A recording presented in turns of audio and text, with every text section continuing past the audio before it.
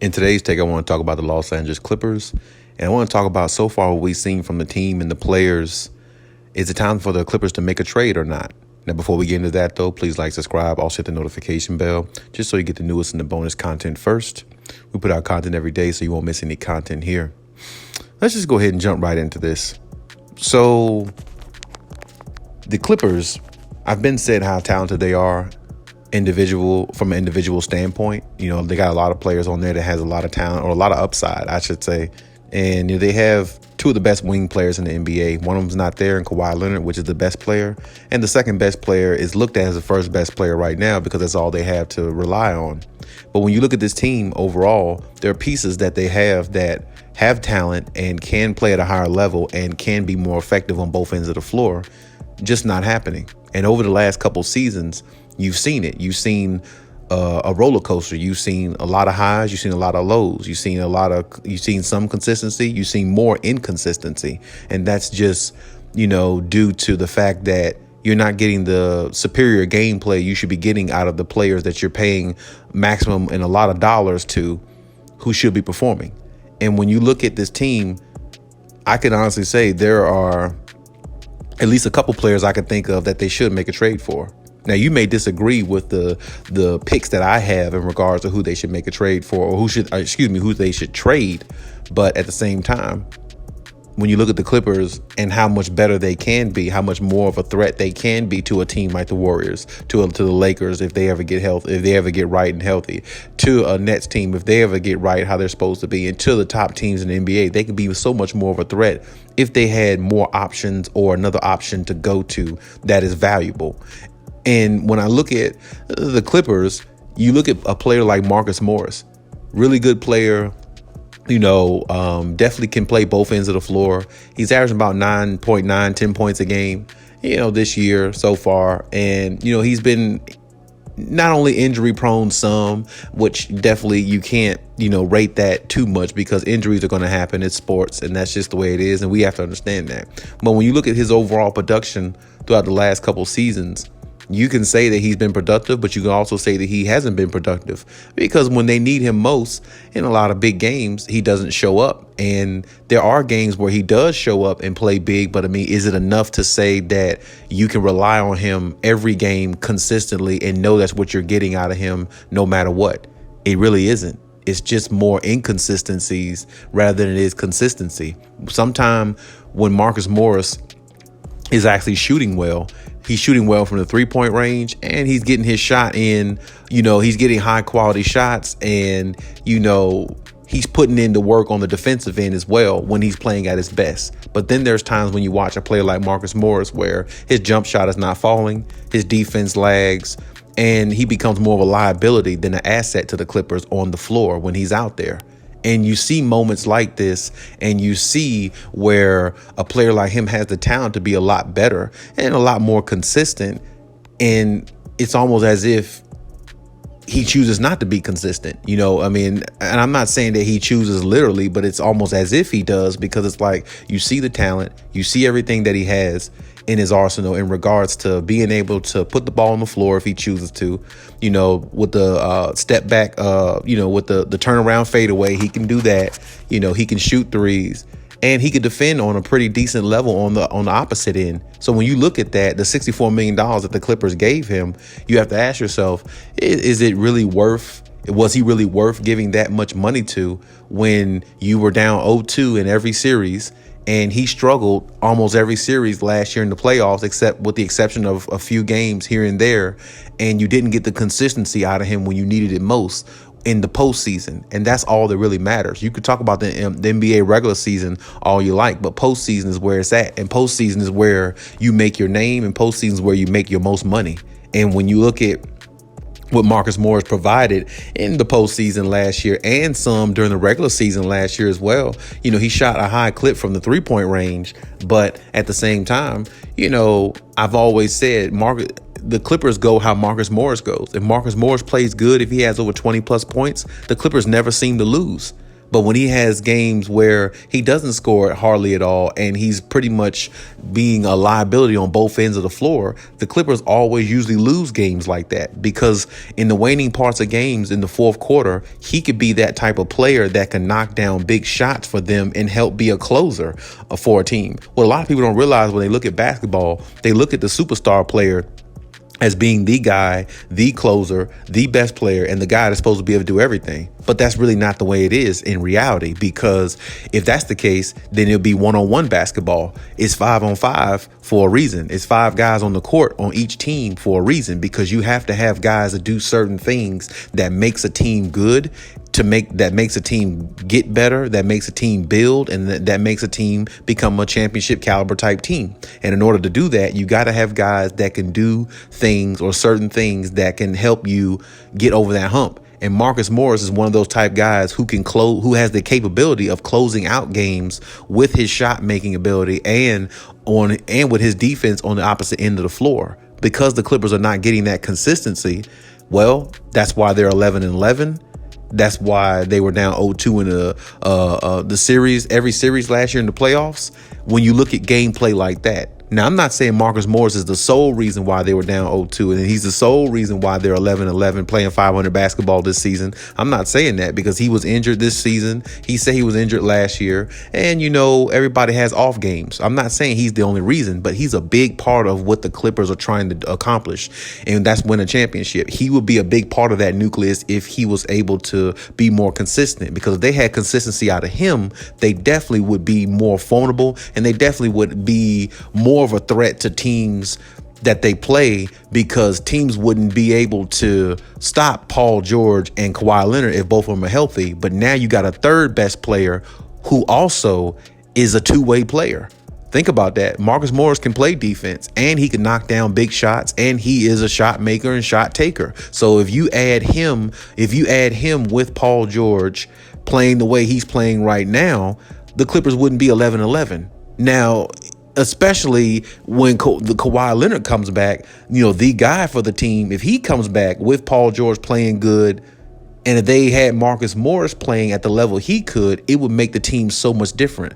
Reggie Jackson would be the third best player on the team right now because of his scoring ability.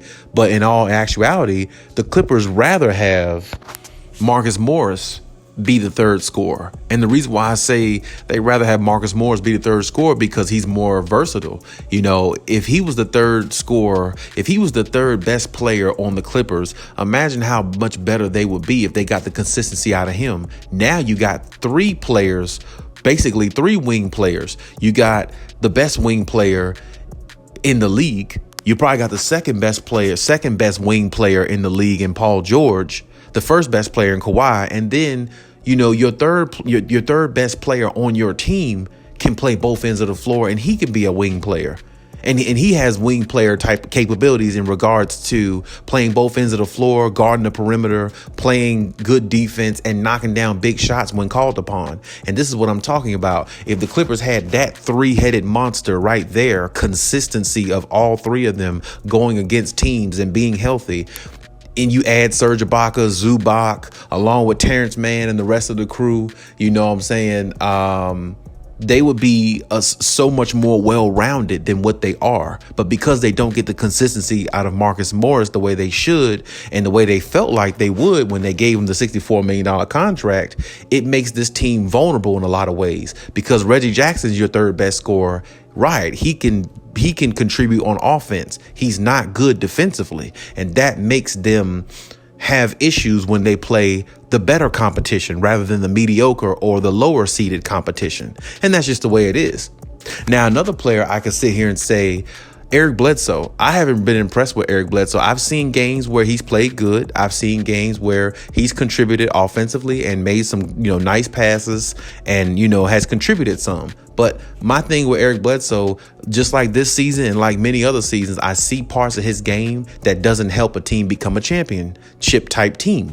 And the reason why I say that is because he's another player that has a lot of inconsistency in his game. Now, I will give him this. Ty Lue does a lot of rotations, different minutes, slide players in and out of lineups. Ty Lue does a lot of that experimenting, in which that definitely is a gift and a curse of his. But at the same time, if a player shows promise or a player has consistency in them, you'll be able to see it and you'll be able to know it. And this is my thing. Ever since Eric Bledsoe's been in the league, he's never really been a consistent player. He's been a roller coaster, up and down type player, which is the reason why he's found himself on several teams rather than, found a legitimate home. It comes down to that sometime, when a player is, going from team to team, or they don't have, a certified home where they play at, and you've seen them on this team, at least a good amount of years before they get traded or something like that. It just kind of tells you what type of player that is. And I'm not saying Eric Bledsoe is a bad player. I'm just saying he was a bad choice. For me personally, he was a bad choice for the Clippers, because when you look at Patrick Beverley,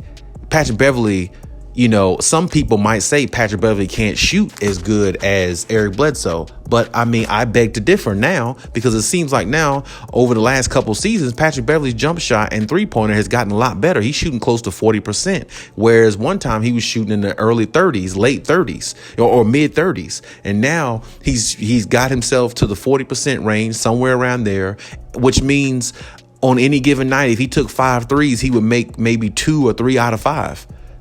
2 or 3 out of 5 3-pointers. That's pretty good from a player who came in the league, predominantly got drafted all for his defense. So the fact that he was able to kind of at least push himself up there and accomplish that, and which may not be much to you or a lot of fans who are listening or a lot of fans out there, it may not be a big thing, but it is a big thing, because when you look at the Clippers, he was the heart and soul of the Clippers to me defensively. Even though Kawhi Leonard is the best defensive player on the Clippers and he's the best player on the Clippers, to me, the heart and soul defensively was Patrick Beverley.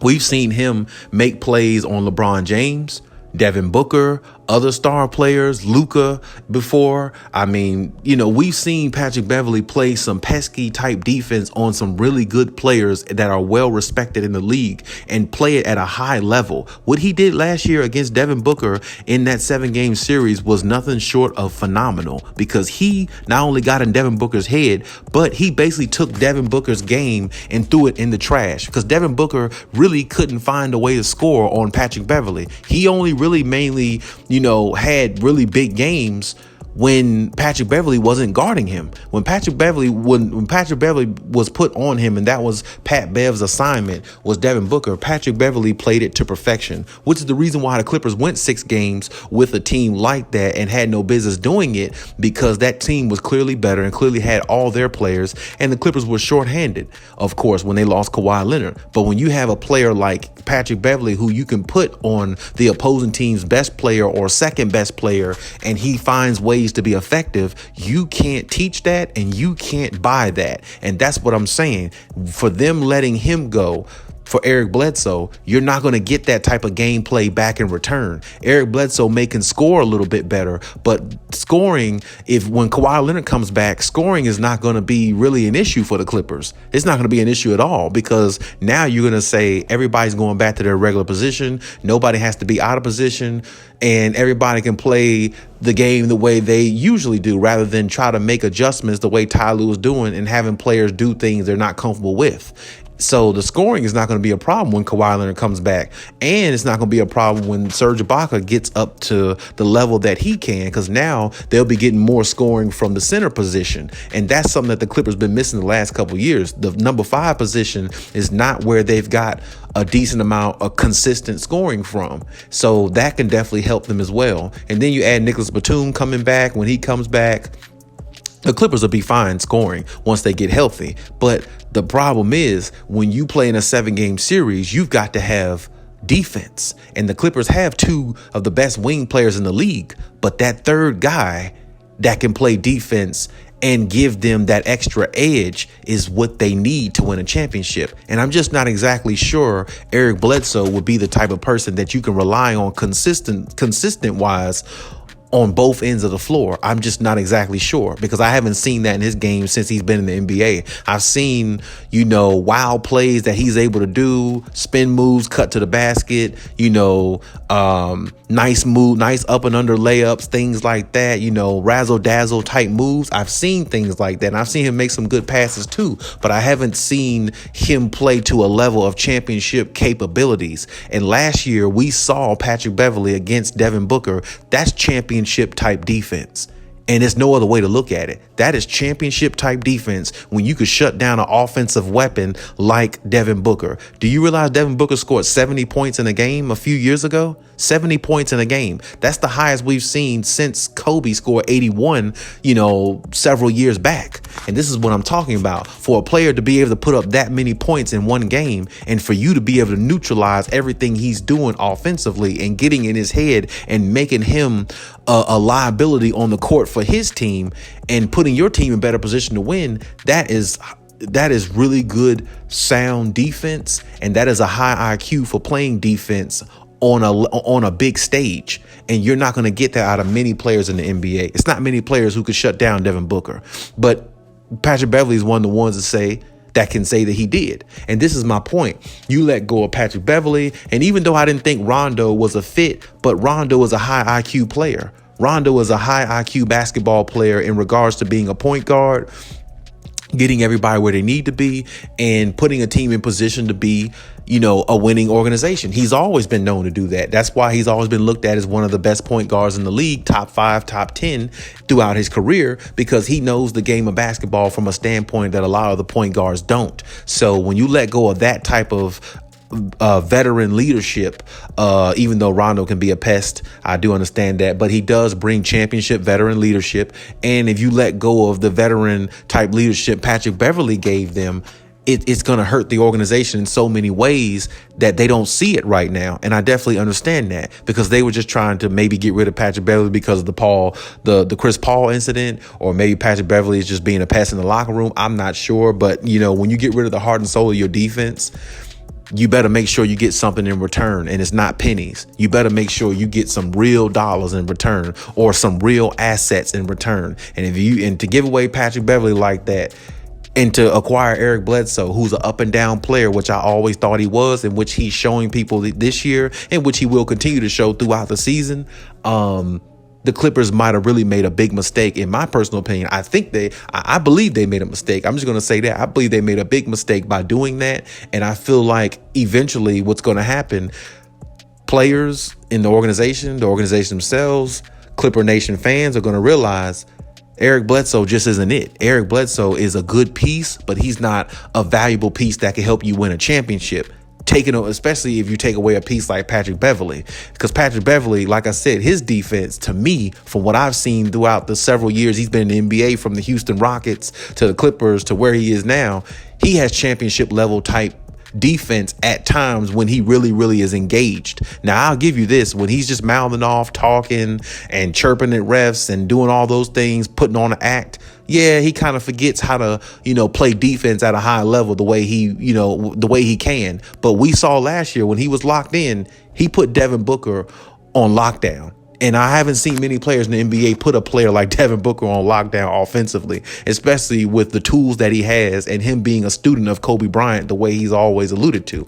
So my point is this, in my estimation, when you think about Eric Bledsoe and Marcus Morris, those are two players I think that they can possibly make a trade for a team out there in the NBA and get somebody back in return that they really actually can utilize in both ends of the floor. I thought Ben Simmons, at first I thought Ben Simmons was one of those type picks that I didn't think that would work for them. But then when I thought about it, I said in several videos that I think Ben Simmons would be a decent fit for the Clippers. A lot of people disagree because some people want to rather them go John Wall instead. But John Wall isn't Ben Simmons.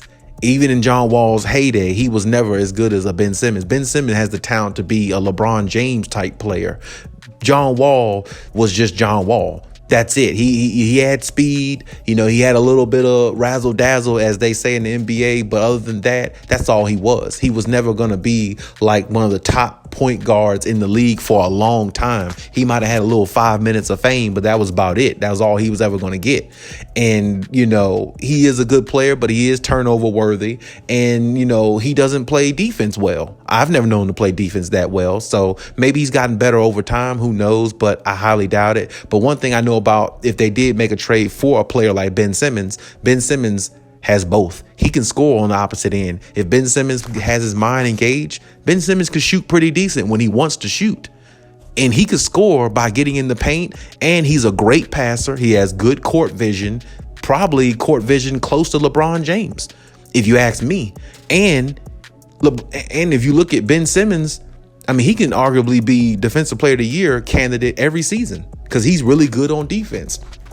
He causes a lot of turnovers, and he's definitely a long, lengthy type defender.